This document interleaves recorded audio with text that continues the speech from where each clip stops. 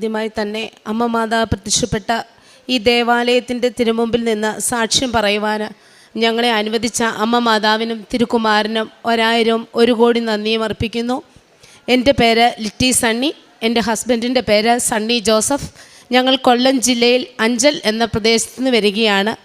ഞാൻ 2023 ജനുവരി 1-ാം തീയതിയാണ് ഇവിടെ നിന്ന് കൃപാസനത്ത് വന്ന് ഉടമ്പടി എടുത്തത്. അതിനുള്ള കാരണം എനിക്ക് 2017 വരെ ഈ കൃപാസനം എന്താണെന്നോ ഇവിടെ എന്താണെന്നോ ഒന്നും അറിയാത്തൊരു വ്യക്തിയായിരുന്നു. ഒരു ദിവസം ഞാനും ഹസ്ബൻഡും കൂടെ ഈ ആലപ്പുഴയിൽ വന്നപ്പോൾ ഇത്രയും ഡെവലപ്പായിട്ടുള്ളതൊന്നും അല്ലായിരുന്നു. ആ റോട്ടിൽ അവിടെ നിന്ന് ഇങ്ങോട്ട് ഒരുപാട് ജനങ്ങൾ ഇങ്ങനെ നിൽക്കുന്നത് കണ്ടപ്പോൾ ആ ഡ്രൈവർ ആ റോഡിൻ്റെ സൈഡിൽ വണ്ടി നിർത്തിയിട്ട് ഞങ്ങളോട് പറഞ്ഞു, ഇവിടെ മാതാവിൻ്റെ ഒരു അത്ഭുതം നടക്കുന്ന കൃപാസനം എന്ന ഒരു ദേവാലയമാണെന്ന് പറഞ്ഞു. മാതാവെന്ന് കേട്ടപ്പോൾ എൻ്റെ 14-ാമത്തെ വയസ്സിൽ ഞാൻ ജപമാല എന്ന ഈ ആയുധം കയ്യിലെടുത്തൊരു വ്യക്തിയാണ്. എനിക്ക് ഒരുപാട് അനുഗ്രഹങ്ങൾ കിട്ടിയിട്ടുണ്ടെങ്കിലും മാതാവ് എന്ന് കേട്ടപ്പോൾ ഞാൻ ആ വണ്ടിയിൽ നിന്ന് ഓടിയിറങ്ങി.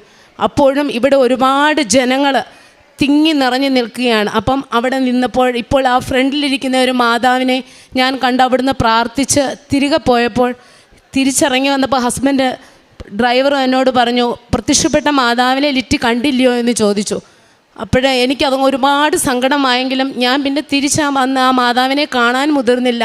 ഞങ്ങൾ വണ്ടി തിരിച്ച് വീട്ടിലേക്ക് മടങ്ങുകയും ചെയ്തു. അന്ന് എൻ്റെ വീടിൻ്റെ പണി നടക്കുന്ന സമയമായിരുന്നു. ഞങ്ങൾക്ക് ഒരുപാട് സാമ്പത്തികമൊന്നുമില്ലാത്ത സമയങ്ങളിൽ വെറും 3-4 ലക്ഷം രൂപ കൊണ്ട് മാത്രം വീട് പണി തുടങ്ങിയ ഒരു വ്യക്തിയായിരുന്നു. അപ്പോൾ ഈ മണ്ണിൽ കാലുകുത്തി ആ നിമിഷം മുതൽ മാതാവ് ഞങ്ങൾക്ക് അനുഗ്രഹം തന്നു തുടങ്ങിയെങ്കിലും എനിക്കത് മനസ്സിലാക്കാൻ ഞാൻ വൈകി. എങ്കിലും എൻ്റെ ജപമാലയുടെ ശക്തിയാണെന്ന് മനസ്സിലാക്കിക്കൊണ്ട് ആ വീട് പണി പൂർത്തിയാക്കി. 32 ലക്ഷം രൂപയുടെ വീട് പണിതപ്പോൾ 20 ലക്ഷം രൂപയുടെ കടം ഞങ്ങൾക്കുണ്ടായിരുന്നു. എങ്കിലും എൻ്റെ ജപമാലയുടെ ശക്തിയാണ് അതെന്ന് മനസ്സിലാക്കിയപ്പോഴും എന്നെ അലട്ടുന്നൊരു പ്രശ്നമുണ്ടായിരുന്നു.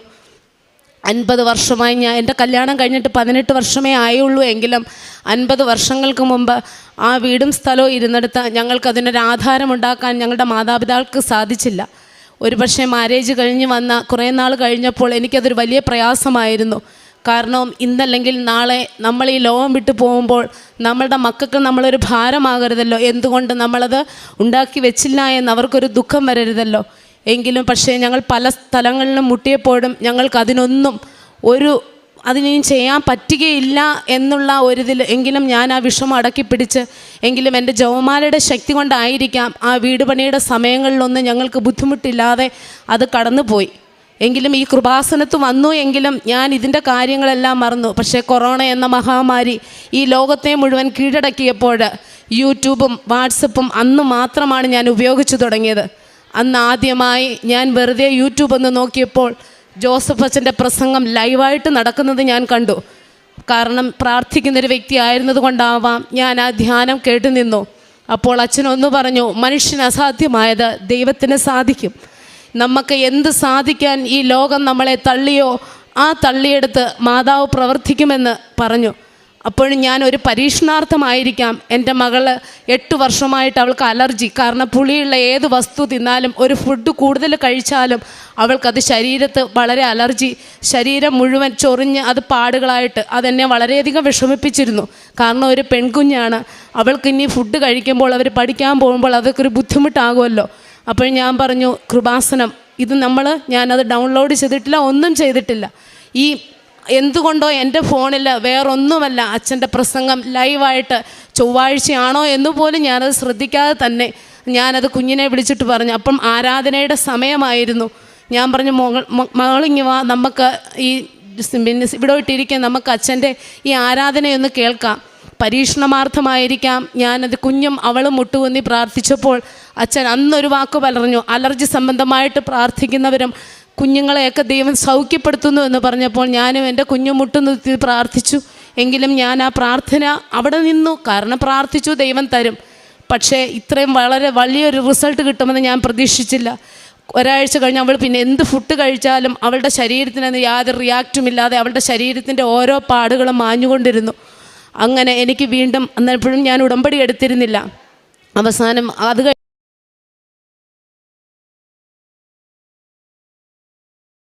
എപ്പോഴോ ഞാനൊരു ഷെയർ മാർക്കറ്റിൽ പൈസ ഇട്ടത് മെച്ചുറായി എന്ന് എനിക്കൊരു വിളി വന്നു. എങ്കിലും എനിക്ക് പ്രതീക്ഷിച്ച തുക കിട്ടിയില്ല. ഷെയർ മാർക്കറ്റ് ആയതുകൊണ്ട് എനിക്കതൊന്നും ചെയ്യാൻ സാധിക്കുകയില്ലായിരുന്നു. അങ്ങനെ അപ്പോഴും ഞാൻ വീണ്ടും പരീക്ഷണാർത്ഥം മാതാവേ ഞാൻ വന്ന്, കാരണം ഭൗതിക നേട്ടമാണെന്ന് എനിക്കറിയാം, എങ്കിലും മാതാവേ ഞാൻ കൃപാസനത്ത് വന്ന് ഉടമ്പടി എടുത്തോളാം. ഞാൻ പ്രതീക്ഷിക്കുന്ന ഒരു പൈസ എനിക്കതിൽ നിന്നും എങ്ങനെങ്കിലും കിട്ടുമായിരുന്നെങ്കിൽ, കാരണം ഷെയർ മാർക്കറ്റ് ഏത് സമയം പൊങ്ങുവാനോ അത് താഴുവാനോ ഉള്ള സാധ്യതയുണ്ട്.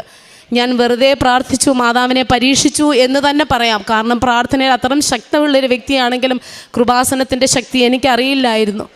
ഒരുപക്ഷെ ഞാനത് പ്രാർത്ഥിച്ചു കഴിഞ്ഞ് 3-ൻ്റെ അന്ന് ഞാൻ പ്രതീക്ഷിച്ചതിൻ്റെ അപ്പുറം ഒരു ലോട്ടറി അടിക്കുന്നത് പോലെ ഇത്രത്തോളം തുക നിനക്ക് ഉയർന്നു എന്നൊരു ഫോൺ വിളി വന്നപ്പോൾ എൻ്റെ വിശ്വാസം, കാരണം ഈ ആൾത്താരയിൽ ഇവിടെ നിന്ന് ഈ സാക്ഷ്യം പറയുവാൻ എൻ്റെ മാതാവ് എന്നെ അനുവദിക്കുന്നു എന്ന് മനസ്സിലാക്കിക്കൊണ്ടായിരിക്കാം ഞാനിവിടെ ഓടിയെത്തി. ഓടി വന്നപ്പോൾ ഞാൻ ഒറ്റയ്ക്ക് മാത്രമല്ല, എനിക്കറിയാവുന്ന ആൾക്കാരെയെല്ലാം ഒരു വാടക വണ്ടിയിൽ ഞങ്ങൾ വാടകയ്ക്കെടുത്ത് ഇവിടെ വന്ന് ഉടമ്പടി എടുത്തപ്പോൾ എനിക്ക് നിമിഷ നേരങ്ങൾ കൊണ്ട് എൻ്റെ ആഗ്രഹങ്ങൾ, എന്നെ വേദനിപ്പിച്ച 50 വർഷമായിട്ടുള്ള, അതിനു മുമ്പ് തന്നെ ഈ ഉടമ്പടിക്ക് മുമ്പ് തന്നെ ഞാൻ വേറൊരു സാക്ഷ്യം കേൾക്കാനിടയായി. 25 വർഷമായിട്ട് ആധാരമില്ലാതിരുന്ന ഒരു ഭവനത്തിന് ആധാരം ഇവിടെ നിന്ന് അമ്മ മാതാവ് ഉടമ്പടി എടുത്തപ്പോൾ തിരുക്കുമാരൻ മതി സാധിച്ചു എന്ന്. അപ്പോൾ ഞാൻ എൻ്റെ ഹസ്ബൻഡിനോട് പറഞ്ഞു, ഞാനും പോകുക, ഒരുപക്ഷെ നമുക്കും ഇതൊന്ന് സാധിച്ചേക്കാം. അപ്പോഴും സാധിച്ചേക്കാമെന്നേ പറഞ്ഞുള്ളൂ. ഇവിടെ വന്നതിന് ശേഷം, കാരണം അതിനി ഒരിക്കലും സാധിക്കുകയില്ല എന്നും നമ്മുടെ വീടിൻ്റെ തൊട്ടുപറയിൽ കുറച്ച് വസ്തു കിടപ്പുണ്ട്, അവരൊരിക്കലും അത് കൊടുക്കില്ല. കാരണം അത് കൊടുത്തു കഴിഞ്ഞാൽ അതിൻ്റെ ഒരു ഭാഗം നമുക്ക് കിട്ടുകയാണെങ്കിൽ നമുക്ക് പ്രമാണം ഉണ്ടാക്കാമെന്ന് ഞങ്ങൾ അന്വേഷിച്ചപ്പോൾ അറിഞ്ഞു. പക്ഷേ ഒരു കാലത്തും അവരത് കൊടുക്കില്ല എന്ന് പറഞ്ഞു. എങ്കിലും ഞാൻ ഉടമ്പടി എടുത്ത് വീട്ടിൽ ചെന്നപ്പോൾ ഞാൻ തുണി കഴുകുമ്പോഴെല്ലാം ആ പറമ്പ് ഞാൻ നോക്കുമ്പോൾ അന്ന് മുതൽ എൻ്റെ മാതാവ് ഈ ആഷ് കളറിലുള്ള ഡ്രസ്സിട്ട് എൻ്റെ മുമ്പിൽ അവിടെ വന്ന് നിന്നപ്പോഴും ഞാനോർത്ത് എൻ്റെ തോന്നലായിരിക്കാം. അങ്ങനെ 2ാമത്തെ കഴിഞ്ഞ് 3ാമത്തെ ഉടമ്പടി പുതുക്കി ഞാൻ വീട്ടിൽ ചെന്നപ്പോൾ അവരെന്നോട് പറഞ്ഞു, ഞങ്ങൾ ആ സ്ഥലം മുഴുവൻ കൊടുക്കുകയാണ്, നിങ്ങൾക്ക് മുഴുവൻ വാങ്ങിക്കാമെങ്കിൽ ഞങ്ങളത് നിങ്ങൾക്ക് തരാം. പക്ഷേ അത്രത്തോളം 10-20 ലക്ഷം രൂപ മുടക്കാനുള്ള സാമ്പത്തിക സ്ഥിതി ഞങ്ങൾക്കില്ലായിരുന്നു. എങ്കിലും ഞാൻ പ്രാർത്ഥിച്ചില്ല, പ്രാർത്ഥന കൈവിട്ടില്ല. കാരണം എൻ്റെ മാതാവ് എനിക്ക് സാധിച്ചു തരും. കാരണം എനിക്കവിടെ ഒരു ഭവനം പണിയാൻ പറ്റി. 20 ലക്ഷം രൂപയുടെ കടമുണ്ടായിരുന്നപ്പോൾ എൻ്റെ അമ്മ മാതാവ് ഉടമ്പടിയിലൂടെ എനിക്കത് മാറ്റി തന്നു എങ്കിൽ ഒരിക്കലും ഞങ്ങളെ ആരും അവിടെ നിന്ന് ഇറക്കി വിടുകയില്ല എന്ന് ഉത്തമ ബോധ്യത്തോടെ തന്നെ ഞാൻ മുന്നോട്ട് പോയി. എങ്കിലും 4ാമത്തെ ഉടമ്പടി പുതുക്കി കഴിഞ്ഞപ്പോൾ തിരിച്ച് വീട്ടിൽ ചെന്നപ്പോൾ ആ മനുഷ്യൻ ഓടി വന്ന് എന്നോട് പറഞ്ഞു, നിങ്ങൾക്ക് ആവശ്യമുള്ളതിൻ്റെ അത്രയും സ്ഥലം എഴുതിയെടുത്തതിന് ശേഷം മാത്രമേ ഇനി എത്ര ലക്ഷം രൂപയാണെങ്കിൽ ഞങ്ങളത് മറ്റുള്ളവർക്ക് കൊടുക്കുകയുള്ളൂ എന്ന്. കാരണം അമ്മയ്ക്കും 1000 നന്ദി ഈ അവസരത്തിൽ ഞങ്ങൾ അർപ്പിക്കുന്നു. ഇന്നലെ സമയം ഞങ്ങളുടെ ആധാരത്തിൻ്റെ രജിസ്റ്റർ എല്ലാം പൂർത്തിയായി. ഓടി ഞങ്ങൾ ഇവിടെ നന്ദി പറയാൻ വന്നു. ഇതാണ് എൻ്റെ 1ാമത്തെ സാക്ഷ്യം. കാരണം മനുഷ്യന് അസാധ്യമായത് ദൈവത്തിന് സാധിക്കും എന്ന ജോസഫ് അച്ഛൻ്റെ ധ്യാനപ്രസംഗം അന്ന് ഈ പ്രവർത്തനത്തിലൂടെ എനിക്ക് വയ്ക്കുവാൻ സാധിച്ചു. അതുപോലെ തന്നെ കഴിഞ്ഞ 1 വർഷം മുമ്പ്, കഴിഞ്ഞ മെയ് മാസത്തിൽ ഹസ്ബൻഡ് ഗൾഫിന് പോകുവാൻ തൊട്ട് മുമ്പാണ് ബ്ലഡെല്ലാം ചെക്ക് ചെയ്ത് കഴിഞ്ഞപ്പോൾ യൂറിൻ്റെ അകത്ത് ബ്ലഡിൻ്റെ അംശം കണ്ടപ്പോൾ ഡോക്ടർ പറഞ്ഞു ഒന്ന് കിഡ്നിയുടെ സ്റ്റോണിൻ്റെ ഇതൊന്ന് ചെക്ക് ചെയ്യാൻ. അവിടെ ചെന്ന് കഴിഞ്ഞപ്പോൾ 2 കിഡ്നിയിലും നിറച്ച് കല്ല്, ഒരു കിഡ്നിയിൽ 14 mm കല്ല്, ഒന്നും ചെയ്യാൻ പറ്റത്തില്ല. 30 അടിക്കുമ്പോൾ ഗൾഫിൽ കയറി പോകണം. ഞാൻ പ്രാർത്ഥിച്ച് ഉപ്പും കുഞ്ഞു തൈലവും ഒക്കെ കൊടുത്തു വിട്ടു. എങ്കിലും എനിക്കൊരു പേടിയായിരുന്നു. കാരണം 14 mm കല്ല്, സർജറി ഇല്ലാതെ ഒന്നും ചെയ്യാൻ പറ്റത്തില്ല എന്നും എനിക്കറിയാം. എങ്കിലും പ്രാർത്ഥിച്ച് ഞങ്ങൾ പോയെങ്കിലും ജൂൺ മാസമായപ്പോഴത്തേക്കിനും ഹസ്ബൻഡിന് വളരെയധികം വേദന കലശലാകുകയും അവിടെ ചെന്നപ്പോൾ സർജറി തന്നെ പറ്റുകയുള്ളൂ എന്ന് പറഞ്ഞു. കാരണം ഒരിച്ചിരി സാമ്പത്തിക ബാധ്യതയോടുകൂടിയാണ് ഞങ്ങൾ പോയത്. എങ്കിലും തിരിച്ചു വരും. എങ്കിലും ഞാൻ പറഞ്ഞു, മാതാവ് നമ്മളെ കരുതും, അച്ഛൻ തിരിച്ചിങ്ങ് കയറിപ്പോരെ, കാരണം നമുക്ക് എന്തെങ്കിലും കടം മറിച്ച് ആ സർജറി ചെയ്യാം. അപ്പോഴും ഒരു ദിവസം കഴിഞ്ഞപ്പോൾ ഹസ്ബൻഡ് എന്നോട് വിളിച്ചു പറഞ്ഞു, എടി ഞാൻ അന്നേരപ്പോൾ കണ്ണുനീരൊഴുക്കി പ്രാർത്ഥിച്ചു, മാതാവേ എൻ്റെ ഹസ്ബൻഡിനെ ഞാൻ ഈ ബലിപീഠത്തിൻ്റെ മുമ്പിൽ കൊണ്ടുവന്ന് നിനക്ക് മുമ്പിൽ സാക്ഷ്യം പറഞ്ഞുകൊള്ളാം. കാരണം എന്തെങ്കിലും ഒരു വഴി നീ, അല്ലെങ്കിൽ ആ കല്ല് നീ ഉരുക്കി കളയണമേ എന്ന്. അപ്പോൾ 16 mm കല്ല് ഒന്നും ചെയ്യാൻ സാധിക്കുകയില്ല. അപ്പോൾ പറഞ്ഞു ഇൻഷുറൻസ് കവറേജ് ഉണ്ട്, ഗൾഫിൽ ദുബൈയിൽ തന്നെ ഇത് ചെയ്യാമെന്ന് പറഞ്ഞു. എനിക്ക് വളരെയധികം സന്തോഷമായി. കാരണം എൻ്റെ അമ്മ മാതാവ് ആ നിമിഷം എനിക്കതിനൊരു ഉത്തരം തന്നു. പിന്നെ അടുത്ത എൻ്റെ വിഷമം തന്നെയുള്ളൂ, ആര് നോക്കും, എങ്ങനെ ശ്രദ്ധിക്കും, എനിക്ക് പോകാൻ സാധിക്കില്ല മക്കളെ വിട്ടിട്ട്. അപ്പോൾ ഹസ്ബൻഡിൻ്റെ പെങ്ങളുടെ മകനുണ്ടായിരുന്നു. ഞാൻ പെട്ടെന്ന് വിളിച്ചു പറഞ്ഞു, മോനെ ഇങ്ങനൊരു കാര്യമുണ്ട്. അപ്പോൾ പറഞ്ഞു, ചേച്ചി വിഷമിക്കേണ്ട, അച്ചാച്ചനെ ഞാൻ പൊന്നുപോലെ നോക്കിക്കൊള്ളാം. കാരണം എൻ്റെ മാതാവ് എനിക്കപ്പോഴും അവിടെ ഒരു തുണയെ ഒരുക്കി തന്ന് യാതൊരു കുഴപ്പങ്ങളുമില്ലാതെ എൻ്റെ ഹസ്ബൻഡിനെ അവിടെ പൂർണ്ണ സൗഖ്യമാക്കി തന്നു. അന്നപ്പോഴും വീണ്ടും അടുത്ത ഒരു കിഡ്നിയിലേ ചെയ്തുള്ളൂ, അടുത്ത കിഡ്നിയിലെല്ലാം കല്ലുണ്ട്. എങ്കിലും ഞാൻ വരുന്നപ്പോൾ പ്രാർത്ഥിച്ചു, എൻ്റെ ഹസ്ബൻഡ് തിരിച്ചു വരുമ്പോൾ ആദ്യമേ തന്നെ ഞാൻ ഹോസ്പിറ്റലിൽ കൊണ്ടുപോയി ചെക്ക് ചെയ്യുമ്പോൾ ഒരിക്കലും ഒരു രോഗവും ആ കിഡ്നിയുടെ സ്റ്റോണിൻ്റെ ഒരളവും അതിൻ്റെ അകത്ത് കാണരുതേ എന്ന് പ്രാർത്ഥിച്ചു. വന്നുടനെ ഞങ്ങൾ ചെയ്തു. എങ്കിലും വളരെ ചെറിയ തരികൾ മാത്രം, കാരണം സർജറി വേണ്ട, ഒന്നും വേണ്ട, ഒരു ടാബ്ലറ്റിൽ ഒരുക്കി കളയാവുന്ന കല്ലുകൾ മാത്രമേ ആ കിഡ്നിയിൽ ബാക്കി അവശേഷിച്ചുള്ളൂ. എൻ്റെ മാതാവ് തന്ന 1000 രണ്ടാമത്തെ സാക്ഷ്യത്തിൽ 1000 നന്ദി പറയുന്നു. നിൻ്റെ അലച്ചിലുകൾ ഞാൻ എണ്ണിയിട്ടുണ്ട്, നിൻ്റെ കണ്ണീർ കണങ്ങൾ ഞാൻ കുപ്പിയിൽ ശേഖരിച്ചിട്ടുണ്ട് എന്ന് പറഞ്ഞു. അതുപോലെ എൻ്റെ ചേച്ചിക്കൊരു വിഷമം വന്ന് അവൾക്കൊരു വാടക വീട് വേണമെന്ന് പറഞ്ഞപ്പോഴും അവൾ ഒന്ന് പറഞ്ഞു, എനിക്ക് മാതാവിൻ്റെ അടുത്തും ഉള്ളൊരു വാടക വീട് കിട്ടും. ഞാനത് പറഞ്ഞു, അത് മനസ്സിൽ കരുതിയിരുന്നെങ്കിലും രാത്രി ഉറങ്ങാൻ കിടന്നപ്പോൾ ഞാൻ ഒരു സ്വപ്നം കണ്ടു. കാരണം ഒരമ്മച്ചി തന്നെ താമസിക്കുന്ന ഒരു വീട്, അപ്പോൾ ആ വീട് അവൾക്ക് കിട്ടുന്നു. മക്കൾ 2 പേരും അടുത്തില്ല, അവൻ പഠിക്കാൻ പോകണം. മാതാവ് അവളെ അവിടെ കൊണ്ടു ചെല്ലുന്നു. പക്ഷേ അതെൻ്റെ സ്വപ്നമാണെന്ന് ഞാൻ കരുതി അത് തള്ളിക്കളഞ്ഞു. പക്ഷേ 2-3 ആഴ്ച കഴിഞ്ഞപ്പോൾ മാതാവ് അതുപോലൊരു ഭവനം തന്നു. ഒരമ്മച്ചി ഒറ്റയ്ക്ക് താമസിക്കുന്ന ഒരു വീട്ടിൽ എൻ്റെ ചേച്ചിക്ക് ഒരു വാടകയ്ക്ക് ഒരു വീട് കിട്ടുകയും കുഞ്ഞുങ്ങൾ അല്ലെങ്കിൽ തന്നെയും നല്ല കരുതുന്ന ഒരു അമ്മച്ചിയെ കിട്ടുകയും തൊട്ടടുത്ത് തന്നെ മാതാവിൻ്റെ ഒരു പള്ളിയും ഒരു കപ്പൂച്ചി ആശ്രമവും ചേർന്നൊരു പള്ളിയോട് ചേർന്ന് തന്നെ എൻ്റെ ചേച്ചിക്ക് അവിടെ ഒരു വാടക വീട് കിട്ടുവാൻ മാതാവ് ഞങ്ങളെ അനുഗ്രഹിച്ചു. തന്ന എല്ലാ അനുഗ്രഹങ്ങൾക്കും ഒരിക്കൽ കൂടി നന്ദി പറയുന്നു. 3-ാമത്തെ സാക്ഷ്യം, ഞങ്ങൾക്കൊരു വാഹനത്തിന് ആഗ്രഹമായിരുന്നു. ഞങ്ങളുടെ കടഭാരമായിരുന്നപ്പോൾ ഞങ്ങളൊരു വാഹനം വിറ്റു. എങ്കിലും ഞങ്ങൾ ആദ്യമേ ഞാൻ വാടകയ്ക്കെടുത്ത് ഞാൻ ആൾക്കാരെ ഇവിടെ കൊണ്ടുവന്നുവെങ്കിൽ പിന്നീട് വന്നപ്പോൾ എൻ്റെ സ്വന്തം വണ്ടിയിൽ കൃപാസനത്തിൽ ആൾക്കാരെ കൊണ്ടുവരുവാൻ എനിക്ക് സാധിച്ചു. അമ്മയ്ക്കും തിരുക്കുമാരനും 1 കോടി നന്ദി. മനുഷ്യന് അസാധ്യമായത് ദൈവത്തിന് സാധിക്കുമെന്നുള്ള വചനം ഒരിക്കൽ കൂടി ഞാൻ ആവർത്തിക്കുകയാണ്. അതുപോലെ തന്നെ പ്രേക്ഷിത പ്രവർത്തനമായിട്ട് ഇവിടെ തരുന്ന പത്രമൊക്കെയും വളരെ സന്തോഷത്തോടെ തന്നെ ബുധനാഴ്ച ഒരു മാതാവിൻ്റെ പള്ളിയിൽ പോകുമ്പോൾ എനിക്കൊരു ചമ്മലോ നാണക്കേടോ ഇല്ല. ആരാധന കഴിയുമ്പോൾ ഞാൻ അവിടെ നിന്ന് എല്ലാവർക്കും ക്യൂവിൽ നിന്ന് അത് കൊടുക്കും, ആരും നിന്ദിക്കുകയില്ല. അത് 2, ഞങ്ങളുടെ പള്ളിയിൽ ഒരുപാട് പേര് ഉടമ്പടി എടുത്തിട്ടുണ്ട്. ഒരു പക്ഷേ അവർക്ക് ഒറ്റയ്ക്ക് സാമ്പത്തികമായിട്ട് ഒരാളെ സഹായിക്കാൻ ആയതുകൊണ്ട് ഞങ്ങൾ കാഴ്ചയർപ്പണം അച്ഛനോട് പറഞ്ഞൊരു കാഴ്ചയർപ്പണമൊക്കെ വെച്ച് അമ്മ വീടെന്ന് പറഞ്ഞ് 10-80 അമ്മമാർ താമസിക്കുന്ന ഒരു അനാഥാലയത്തിൽ ഞങ്ങൾ ബസ് വിളിച്ച് ഒരുമിച്ച് ഒരു നേതൃത്വത്തോടെ എനിക്ക് കൊണ്ടുവരുവാൻ സാധിച്ചു. അവർക്ക് ഇഷ്ടം പോലെ ഡ്രസ്സുകളും ഫുഡുകളുമൊക്കെ, അത് പഴയതോ ഒന്നുമല്ല, പുതിയത് തന്നെ. അപ്പോഴെനിക്ക് മനസ്സിലായി, കാരണം തുറവിയുള്ളൊരു മനസ്സ് കൊടുക്കുവാൻ കൃപാസനം എന്ന ഇതിലൂടെ അമ്മ മാതാവിന് സാധിച്ചു. കാരണം ഒരു വചനം കേട്ട് നമ്മൾ വീട്ടിൽ ചെന്ന് വെറുതെ ഇരിക്കുന്നതല്ല സാക്ഷ്യം, വെറുതെ ഇരിക്കുന്നതല്ല നമ്മുടെ പ്രാർത്ഥന. കാരണം തുറവിയുള്ള ഒരു മനസ്സോടുകൂടി മറ്റുള്ളവരെ സഹായിക്കാൻ ഈ ഉടമ്പടിയിലൂടെ ഇന്ന് നമ്മൾക്ക് ഓരോരുത്തർക്കും സാധിക്കും. നമ്മുടെ മുമ്പിൽ ഇന്ന് കണ്ണുനീരൊഴുക്കി വേദനിച്ചു വരുന്നവരുടെ മുമ്പിൽ ഒരിക്കലും നമുക്ക് കാരണം കണ്ണടയ്ക്കാൻ സാധിക്കില്ല. എന്തുകൊണ്ട്? നമ്മൾ ഇന്ന് ഉടമ്പടിയിൽ ജീവിക്കുന്ന ഒരു മനുഷ്യരാണ്.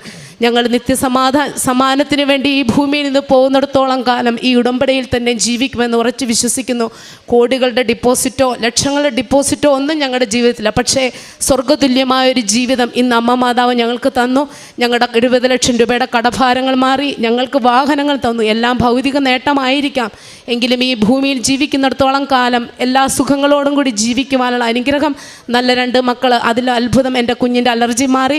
അതുപോലെ തന്നെ അവർക്ക് വളരെയധികം വിശ്വാസമാണ്. കാരണം ഒരു എക്സാമിന് പോകുമ്പോൾ അമ്മ ആ ഉടമ്പടി തൈലം എൻ്റെ കയ്യിലും എൻ്റെ ദേഹത്തും ഒന്ന് പുരട്ടിത്ത അവർ മറന്നു പോയാൽ അവർ ഓടി തിരിച്ചു വരും.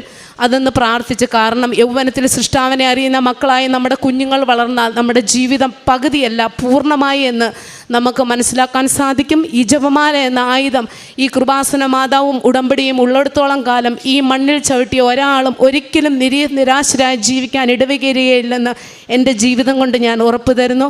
എനിക്ക് നന്നായി പ്രവർത്തിക്കുവാനും കാരുണ്യപ്രവൃത്തി ചെയ്യാനും ഉടമ്പടി തൈലവും ഉപ്പും നമ്മുടെ വീട്ടിലുള്ളിടത്തോളം കാലം ഒരു ഹോസ്പിറ്റലോ അതിലെന്ത് വന്നാലും ഒരിക്കലും നമ്മൾ ഭാരപ്പെടുകയില്ല. അത് കാശുരൂപമൊക്കെ ഒന്ന് പ്രാർത്ഥിച്ചാൽ ഞങ്ങളുടെ ജീവിതത്തിൽ ഒരുപാട് അനുഗ്രഹങ്ങൾ തന്നു. അതുപോലെ തന്നെ നിങ്ങൾക്ക് ഓരോരുത്തർക്കും ദൈവം തമ്പുരാൻ ധാരാളം അനുഗ്രഹം തരട്ടെ എന്ന് പ്രാർത്ഥിച്ച് ഒരിക്കൽ കൂടി അമ്മയ്ക്കും തിരുക്കുമാരനും 1 കോടി നന്ദി അർപ്പിക്കുന്നു. സങ്കീർത്തന പുസ്തകം 23-ാം അധ്യായം 6-ാം തിരുവചനം.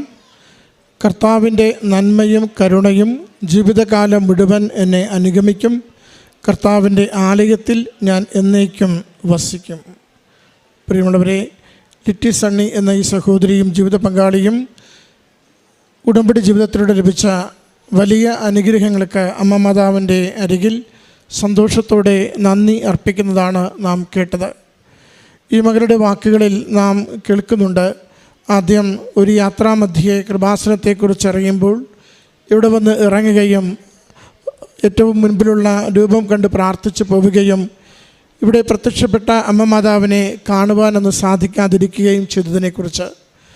പിന്നീട് കോവിഡ് കാലത്ത് അവിചാരിതമായി യൂട്യൂബിൽ ജോസഫ് അച്ഛൻ്റെ ഉടമ്പടി ധ്യാനം കേൾക്കുവാൻ ഇടയായതും അന്നത്തെ ആരാധനാ പ്രാർത്ഥനയിൽ അച്ഛൻ സൗഖ്യ ശുശ്രൂഷ നടത്തിക്കൊണ്ടിരിക്കുമ്പോൾ നാളുകളായുള്ള മകളുടെ അലർജി രോഗത്തെ സമർപ്പിച്ച് പ്രാർത്ഥിച്ചതും അടുത്ത ദിവസങ്ങളിൽ തന്നെ ആ രോഗം പൂർണ്ണമായി സൗഖ്യപ്പെട്ടത് കുടുംബത്തിൽ അനുഭവപ്പെട്ടത്.